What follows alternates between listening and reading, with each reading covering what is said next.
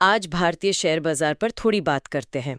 पिछला हफ्ता खासकर शुक्रवार काफी अच्छा रहा ना। हमारे पास जो आंकड़े हैं 27 जून शुक्रवार के, बाजार अच्छी बढ़त के साथ बंद हुआ।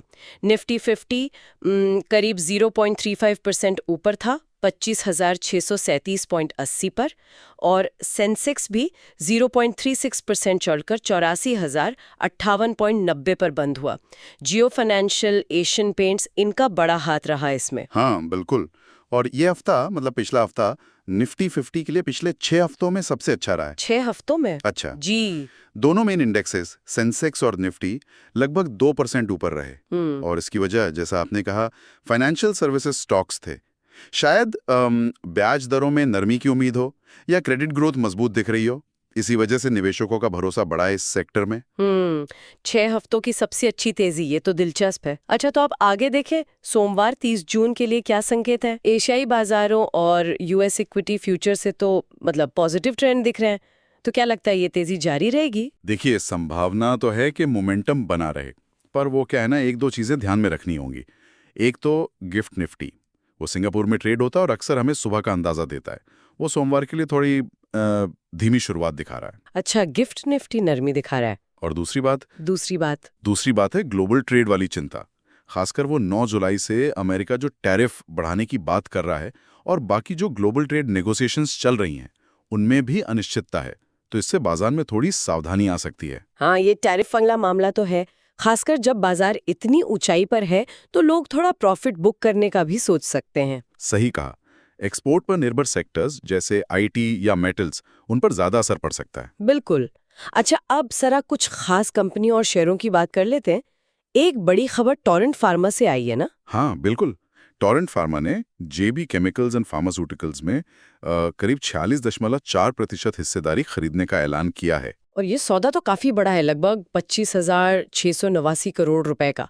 फार्मा सेक्टर में ये बहुत बड़ा कदम है। हाँ, काफी बड़ा। ये शायद फार्मा सेक्टर में कंसोलिडेशन का संकेत हो, या फिर टोरेंट अपनी मतलब प्रोडक्ट रेंज और मार्केट शेयर बढ़ाने की कोशिश कर रहा है। सही। इसके अलावा और कौन से शेयर खबरों में है? और भी कई हैं। Tata steel, Adani enterprises, NTPC green, Asian paints और एचआईएल, इन सब पर भी नजर रहेगी।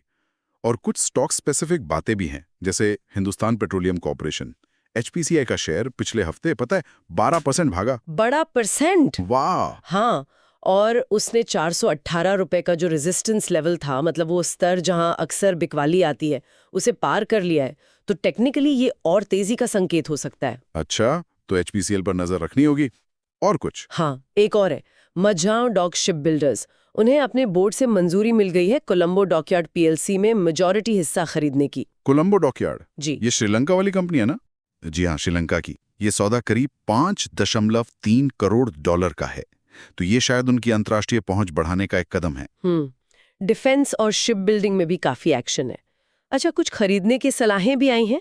हाँ, कुछ एनालिस्ट की सिफारिशें भी हैं। सुमित बगेड़िया भारती एयरटेल के लिए 2170 रुपए का टारगेट दे रहे हैं।